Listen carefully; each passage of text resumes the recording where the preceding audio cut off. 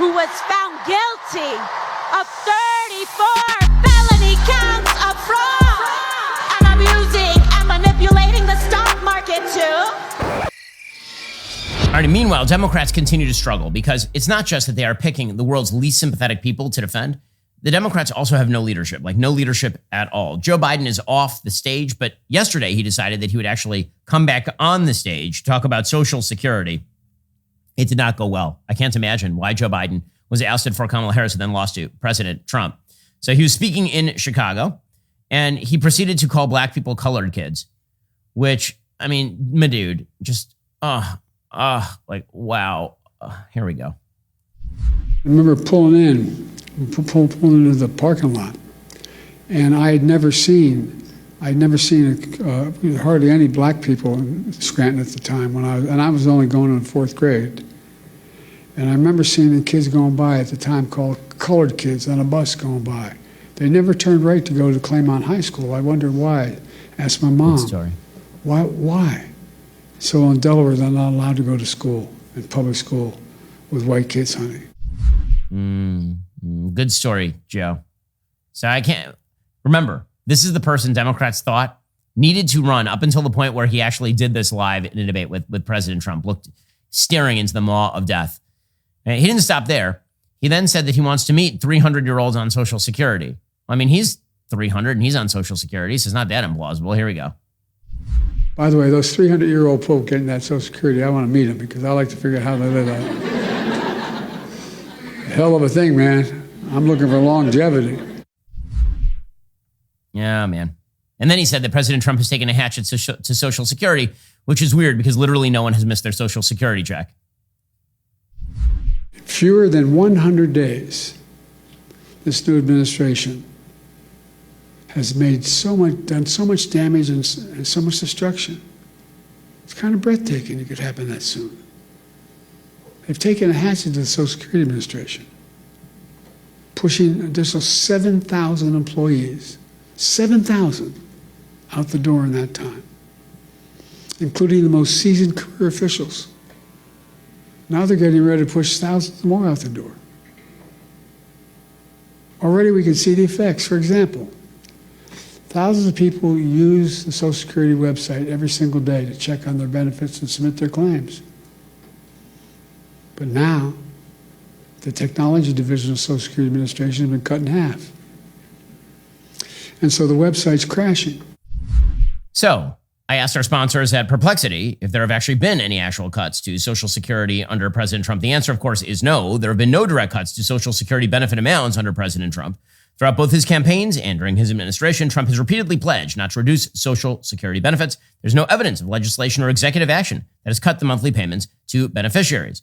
Official statements from the White House and Social Security Administration have reinforced benefit levels remain unchanged. Now, Perplexity does point out that President Trump and DOJ have been attempting to cut staff. Apparently, about 7,000 people are going to be cut out of 57,000 people. So again, this idea that no one is working at the Social Security Administration, that this is somehow the end of the world, is ridiculous. Yes, the number of beneficiaries continues to rise. Yes, staffing is at a, quote, 50-year low. But presumably, one of the things DOJ is going to actually be doing is increasing efficiency at SSA by, for example, not processing forms underneath a mountain using paper. So Joe Biden is not their leader. He's not. So who is? Representative Ro Khanna of California said, we have no idea. I don't know, which is the correct answer, by the way. Well, the leader in the House of Representatives is Hakeem Jeffries, and he will be the next Speaker of the House. He is the voice, though, of the Democratic Party? Like, is that who the Democrats should be rallying around, pushing forward? That's who should be driving the message? Well, I think we've got a whole new generation of talent, people who are speaking out on economic issues. I gave a speech in Cleveland on economic patriotism, our vision of how we're going to bring prosperity and manufacturing back around the country. But the most urgent issue is to stand up against the attacks on the rule of law. Okay, well, it's not going to be Ro Khanna, but you know who it might be? I've been saying this for a while. AOC is the most formidable Democrat out there. The sort of right-wing dismissal of AOC very much feels to me like when Republicans were dismissing Barack Obama circa about 2007. They're like, no way, this guy, he's got no background. He's been in the Senate for like 5 seconds. He's kind of He's kind of an empty suit. There's nothing there. He gave one good speech at a convention and suddenly he's going to be president of the United States. And I was saying, because I'd read his book, this guy is going to win and he's going to be unbelievably radical. Stop it. So that's what I'm saying to you about AOC. AOC is a good actress. AOC is charismatic. She obviously is a good looking person.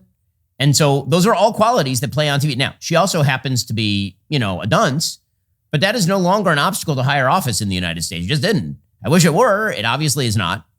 So AOC, she is now, this is a new Democratic primary poll. You ready? I've been saying it. You think I was just making this up? AOC, primary poll from Yale. Kamala Harris, 28%. AOC, 21%. That means she's the leader, gang, because Kamala Harris ain't going to be the nominee. Every day that goes by, Kamala Harris is more in the Democrats' rearview mirror. She's going to continue to drop. AOC's at 21%. Pete Buttigieg is at 14%. He ain't going nowhere. Gavin Newsom is at 6%. He ain't going nowhere. Josh Shapiro is at 5%, the governor of Pennsylvania, but he's a Jew, so he's going nowhere inside the Democratic Party. And it's just that simple. So that means that AOC right now is the leader in the clubhouse. That's just the way this works. And by the way, she is raising money like nobody's business. According to Politico, she raised almost $10 million in the first 3 months of the year. That is more than double her second highest quarter. She spent recent weeks barnstorming the country with Bernie Sanders. And again, she is his sort of pick. She said in a post on X, the average campaign donation was $21. Apparently 64% of contributions came from first-time donors. So pretending her way is not going to do it for Republicans. This is why President Trump's agenda better succeed, because if he fails, the progressive left and their sort of economic populism is the next wave. Now, could AOC shoot herself in the foot? Sure. I mean, she's trotting out new accents every day. She was in Idaho the other day and she's trying out something with her voice here. I don't know what's going on. Donald Trump is a criminal who was found guilty of 34 felony counts of fraud, liable for sexual abuse. Of course he's lying and abusing and manipulating the stock market too.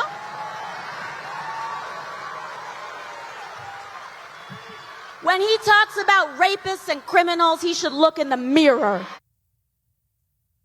Yeah, this sort of stuff gets Democrats very excited. I don't know what accent she's trying to do here. It seems to live somewhere between Cockney and like Lower East Side New York. I don't know exactly what she's going for there. But is that going to be an obstacle to her success inside the Democratic Party? Absolutely not. And AOC is smarter than people give her credit for. She, for example, listen, I think she's a dummy, but she's smarter politically than people give her credit for. She sort of kept Nancy Pelosi on side, for example. Nancy Pelosi thinks she's a moron, but she hasn't overtly gone to war with Nancy Pelosi in a while.